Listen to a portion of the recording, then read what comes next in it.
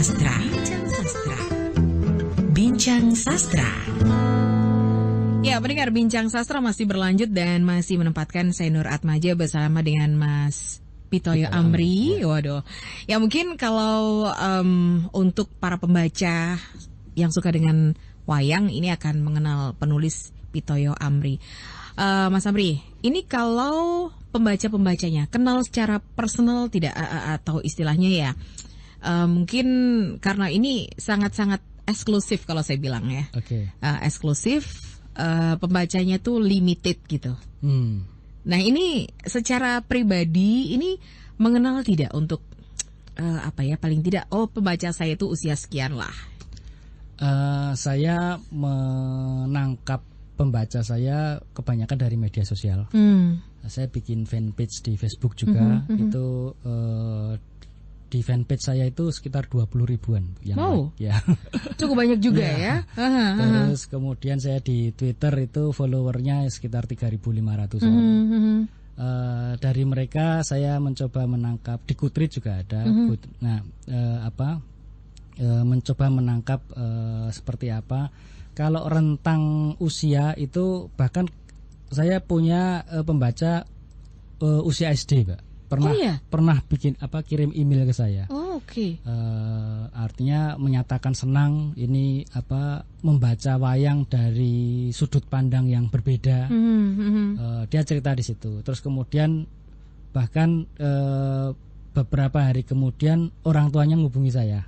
Gitu. Dia pengen mengkoleksi semua bukunya. Kebetulan saya juga sedia semua bukunya gitu ya. Ada gitu ya, bisa didapatkan. Terus sampai yang kalau sepuh-sepuh terutama yang senang wayang itu banyak yang kemudian jadi friend atau di fanpage saya suka berkomunikasi dengan saya tentang buku-buku saya. Itu kalau rentangnya. Kalau secara wilayah yang ini menarik juga, artinya saya punya teman-teman komunitas yang menyenangi buku saya itu di daerah Pekanbaru, ya, dan mereka bukan orang Jawa. Oh iya? Iya, itu kebetulan karena satu di antaranya itu kuliah di Jogja, kemudian suatu saat karena mungkin dia nggak tahu seneng gimana baca buku saya, terus datang ke rumah saya. Diskusi panjang sampai berkali-kali datang ke rumah saya. Artinya sampai mungkin 5-6 kali ada. Terus dia cerita sama teman-temannya di Pekanbaru. Sampai terus kemudian dari teman-temannya itu muncul di Facebook semua. Berarti sebenarnya untuk istilahnya cerita-cerita wayang meskipun sekarang ini banyak yang sudah tidak mungkin banyak yang tidak terdeteksi membaca ataupun mengikuti novel-novel wayang, sebenarnya masih ada respon ataupun istilahnya feedback dari pembaca begitu ya? Ada. Artinya sebenarnya kalau ada dibaca, kalau mereka nggak baca karena nggak ada gitu. Atau gimana? Maksudnya kalau bacanya kalau ada karena ada novelnya. Kalau misalkan mereka nggak membaca karena nggak ada novelnya, nggak ada bacaannya yang harus dibaca gitu. Betul. Artinya kalau ini kan salah satu upaya saya agar cerita wayang itu bisa dikenal, atau saya mungkin tadi pakai istilah dibawa ke permukaan kembali gitu ya. Artinya selama ini kan bagaimana orang bisa, mungkin kalau dari perspektif wayang begini melihatnya, wayang sendiri itu kan budaya kita. Kebetulan kita juga akan memperingati wayang sebagai mendapat penghargaan dari UNESCO sebentar lagi di awal November. Artinya itu budaya kita yang sudah diakui dunia.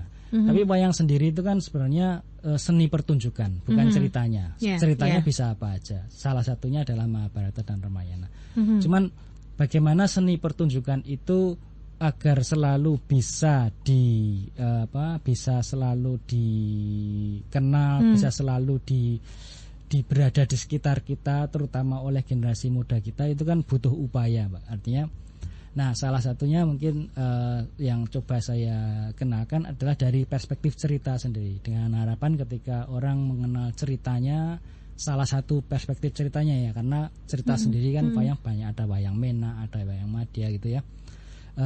ketika mengenal ceritanya, terus ceritanya itu ternyata tidak sekedar hitam putih, ceritanya itu begitu dalam, begitu setiap karakter orang itu, setiap karakter yang ada di sana itu ya sama seperti kita manusia, ada alasan kenapa seseorang memilih melakukan seperti itu. Nah, harapannya ketika orang semakin masuk ke sana akan menjadi ingin untuk melihat seni pertunjukannya lagi. Jadi nanti tinggal tantangan bagi pelaku seni yang memperlihatkan seni pertunjukannya agar bagaimana bisa memperlihatkan seni pertunjukan itu sesuai ekspektasi mereka saat membaca. Itu yang diharapkan. Saya sendiri sejak menulis wayang ini banyak juga diajak diskusi oleh baik, terutama kemarin yang terakhir juga kebetulan saya diajak diskusi oleh Pak Suryandoro dari Swargaloka drama wayang itu juga, artinya beliau berdiskusi dengan saya untuk mencoba istilahnya mengemas kembali pertunjukan yang beliau rintis sejak sekian lama itu dari perspektif baru dan mencoba mengambil inspirasi dari apa yang sudah saya tulis. Kira-kira seperti itu. Wayang tadi kan memang jadi warisan UNESCO begitu ya. Ini apakah juga dengan adanya novel-novel wayang ini ada juga dukungan dari mungkin di Sparta atau mungkin pernah nggak, ini kan juga salah satu cara untuk nguri-uri ya. Betul. Nguri-uri kebudayaan begitu. Ya. Nah, ini apakah juga sudah bersinergi begitu, Mas? Selama masih mandiri, ini merdeka saja nih? Masih merdeka. Selama ini yang support saya kebanyakan malah dari, saya beberapa kali pernah diminta untuk jadi pembicara di seminar-seminar terutama tentang wayang di Jakarta, pernah di Bandung, pernah di Jogja juga berapa kali.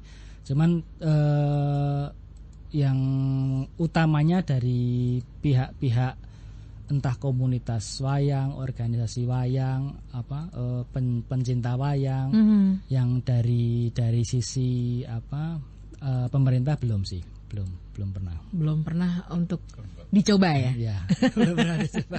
Belum pernah dicoba atau sudah dicoba tapi belum ada respon nih? Saya belum pernah mencoba. Belum pernah mencoba. Artinya saya lebih banyak kalau untuk urusan itu mungkin lebih banyak menunggu aja. Artinya saya hanya mencoba untuk memberikan kontribusi ini, kemudian banyak orang suka gitu. Artinya kalau misalnya ini juga bisa menjadi sesuatu untuk jadi jalan mengangkat lagi budaya, ya saya dengan senang hati akan membantu kalau misalnya memang. Karena memang kalau meskipun ini novel, tapi kan sangat dekat dengan hubungannya dengan pendidikan begitu. Saya ingat waktu zaman SMP atau mungkin disuruh baca misalkan cerita-cerita pewayangan, paling tidak istilahnya cerita-cerita ataupun dongeng-dongeng yang cukup terkenal misalnya. Lahirnya Gatot Kaca, kemudian ada juga untuk Ramasinta. Ini kan pasti di SMP ataupun di sekolah ini pasti diajarin gitu. Bahasa daerah. Betul. Nah, ini kan dekat sekali gitu. Dan mungkin ini pun juga bisa dijadikan salah satu alternatif untuk anak-anak juga lebih mengenal gitu ya. Iya, bisa. Pernah melirik nggak, Mas? Mungkin kalau dengan gambar ini akan lebih masuk gitu sih jalan cerita. Kalau komik itu kebetulan saya punya teman juga ada yang menekuninya. Itu mungkin kalau pernah dengar Garudayana, Mas Yus, itu dia salah satu dia membuat banyak komik. Salah satunya juga ada yang fokus wayang, suka diskusi dengan saya tentang ceritanya. Nah, sampai sekarang dia juga untuk yang seri itu dia konsisten tetap di situ dan banyak penggemarnya juga. Jadi artinya kalau tentang komik mungkin biarlah kalau ranahnya beda-beda ya. Kalau saya sendiri mencoba fokus di sini, terus kalau dari novel saya dimanfaatkan untuk inspirasi, untuk ide, untuk nanti komik atau saya kebetulan juga di Surabaya pernah salah satu buku saya yang Bisma itu dibuat cerita pendek, tapi waktu itu sebatas masih karya untuk tugas akhir apa kalau nggak salah. Pernah saya diberi sampelnya dan cukup bagus juga, artinya gambar kartun, film kartun dengan pendekatan cerita yang dari buku saya. Saya sih ya merasa tersanjung juga saya memakai buku saya sebagai inspirasinya. Oke, baik. Nanti sepak terjangnya seperti apa membuat satu buah novel, nanti kita akan coba bahas lagi. Dan untuk Anda pendengar, kami akan kita jeda dulu ya Mas ya. Dan untuk Anda pendengar, tetaplah bersama kami. Novel tentang wayang masih bisa Anda simak sampai dengan jam 5 sore nanti.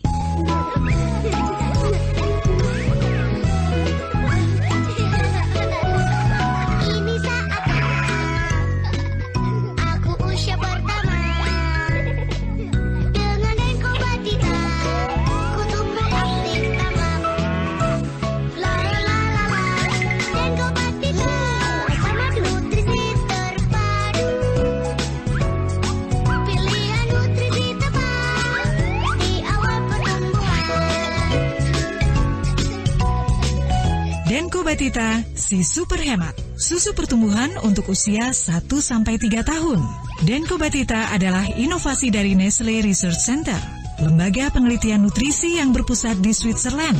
Denko Batita mengandung minyak ikan sebagai sumber DHA, bervitamin tinggi, dan kaya mineral. Tapi harganya tidak mahal. Anda juga bisa mendapatkan bonus Batita berupa uang tunai Rp150.000 kalau Anda beruntung bertemu dengan kru Sulepos FM saat Anda membeli Denko Batita. Ayo bantu si kecil cepat tanggap dengan Denko Batita, si super hemat. La la la la, aku suka Denko Batita. Inovasi baru dari Suzuki. All New Satria Injeksi. Suzuki menghadirkan teknologi terbaik, mesin DOHC full injeksi, speedometer full digital, lampu depan LED, dan pendingin radiator. All New Satria Injeksi, generasi terbaru dari Suzuki, berani diadu, kecepatan tak terbatas, kencang di kelasnya. Berani coba 100 meter dalam 7 detik? Bisa. All New Satria Injeksi, berani diadu. Dapatkan Suzuki All New Satria Injeksi di showroom resmi Suzuki seluruh eks-Karsidenan Surakarta. Gebiar-geber Satria. Dapatkan promo uang muka hanya Rp1 juta dan kesempatan nonton MotoGP langsung. Suzuki, nyalakan nyali.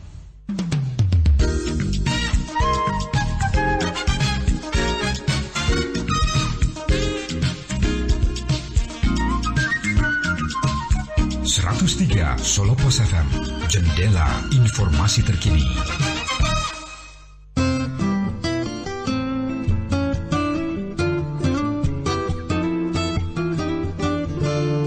Bincang Sastra. Bincang Sastra. Ya, pendengar Bincang Sastra masih sama dengan jam 5 sore nanti. Dan ketika ngomongin soal wayang, yang paling langsung berkelebat adalah Mahabharata, karena memang beberapa waktu ini memang masih diputar di televisi ya Mas ya. Dan memang cukup banyak penggemarnya ternyata. Ketika kita nonton wayang, tapi bukan berasa tidak seperti wayang waktu nonton Mahabharata yang ada di televisi. Nah ini mungkin kalau dari istilahnya, kalau Mas Amri sempat nonton juga wayang yang ada di Mahabharata yang ada di televisi? Tidak intens. Ini kalau dari sepotong-sepotong yang pernah dilihat ini, kalau menurut seorang penulis kan paham ya, paham. Filmnya ini yang menjadi daya tarik ini sebenarnya apa? Kan sama-sama sama-sama jalan ceritanya kan Mas? Iya, kalau Mahabharata yang ditampilkan di televisi itu kan yang India ya, produksi India. Mungkin kalau saya bisa sampaikan pendapat saya, yang versi pedalangan itu saya pernah mencoba membedah gitu. Itu sebenarnya sangat berbeda dengan cerita yang versi jadi secara umum sih mungkin orang melihatnya banyak samanya ya, tapi ketika semakin dalam itu banyak bedanya. Artinya mungkin cerita itu memang inspirasinya dari sana, tapi ketika terus kemudian datang ke sini diambil nilainya, kemudian disesuaikan dengan atmosfer budaya kultur Jawa di sini. ya. Terus kemudian yang menarik lagi, banyak dikayakan dengan tokoh-tokoh baru yang tidak ada di Mahabharata sendiri. Saya pernah mencoba ngelis tokoh kalau di saya kebetulan baca juga yang yang Mahabharata yang yang dari India. Itu kalau saya coba list itu tokoh-tokohnya itu mungkin sekitar 300-an. Saya coba kalau yang versi pedalangan itu di cerita lingkup Mahabharata itu bisa sampai 700 lebih tokohnya. Artinya kan dari situ sendiri itu baru yang versi Jogja Surakarta ya. Belum kalau misalnya sudah ke Banyumas itu anaknya Bima ada 5. Kita di sini hanya mengenal 3. Berarti tambah 2 lagi.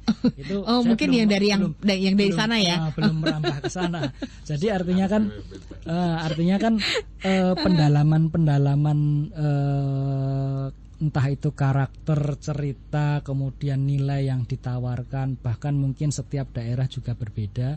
Itu sudah sangat berbeda dengan dari kitab Mahabharata sendiri. Kalau yang di film kan tafsir dari kitab Mahabharata sudah difilmkan gitu ya. Artinya sudah ada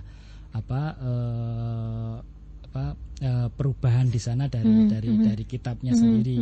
Nah, ini sendiri dari pedalangan sendiri kita perjalanannya kan sudah disesuaikan dengan segala hal yang ada di kita. Jadi menurut saya sudah sangat berbeda.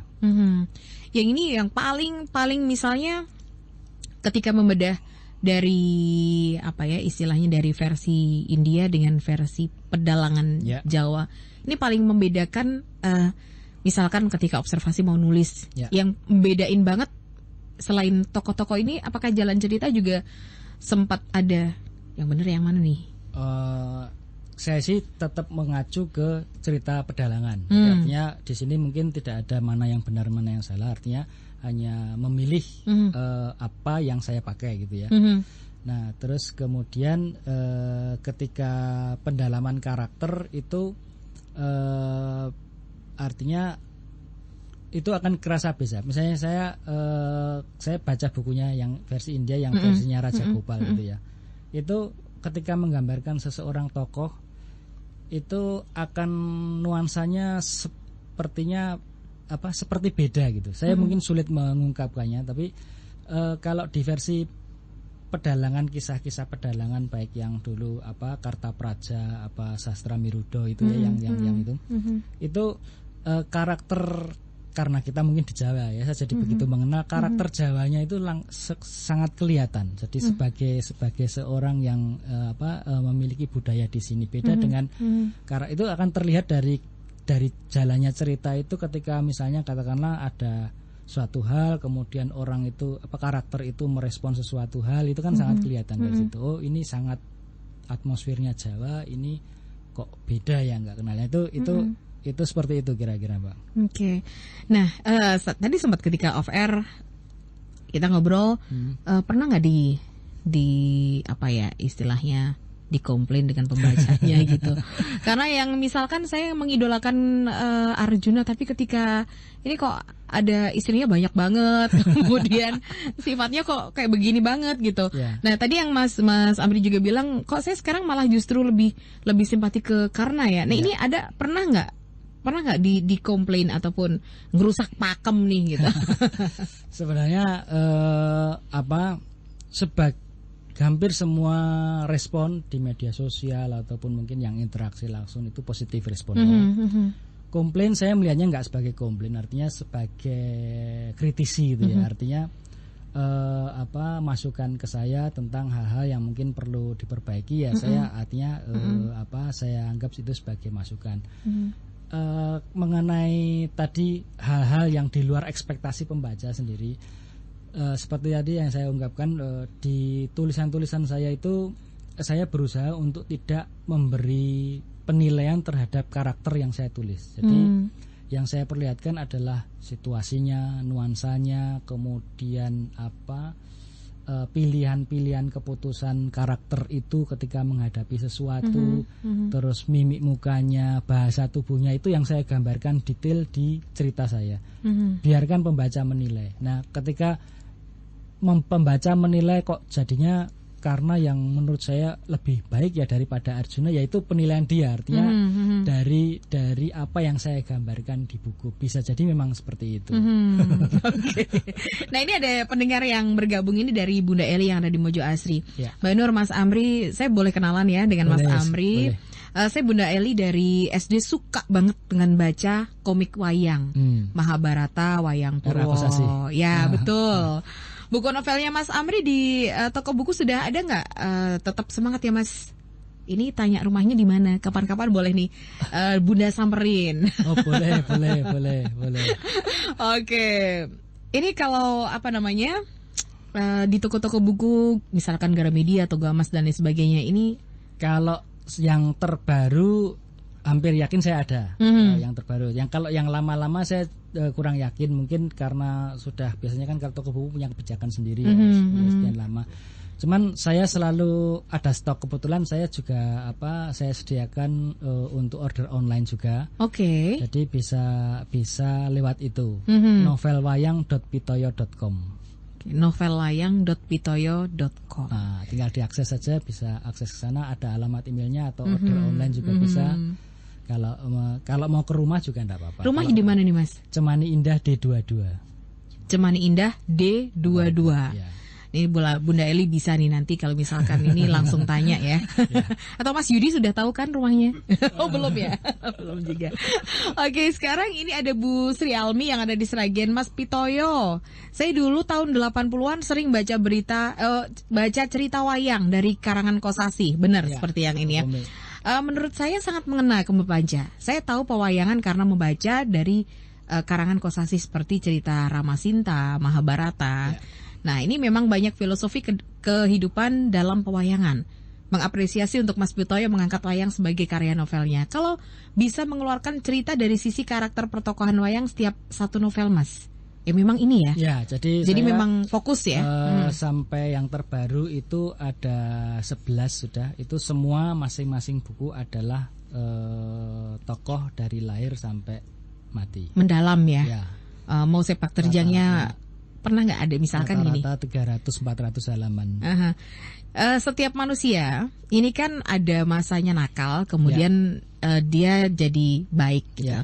Begitu juga sebaliknya. Di novel ini apakah juga ada karakter yang dulunya tuh baik banget, tapi karena mungkin kekecewaan yang mendalam kemudian jadi antagonis gitu?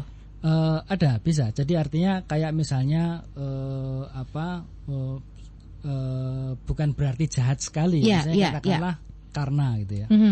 Karena itu justru karena masa kecilnya begitu berat seperti itu, terus kemudian ditolong seseorang, sampai kemudian dia berjanji bahwa saya akan selalu berada di depan penolong saya. Kebetulan yang menolong itu kok Duryodhana ya. Nah artinya saya apapun pilihannya saya akan berdiri bersama dia gitu.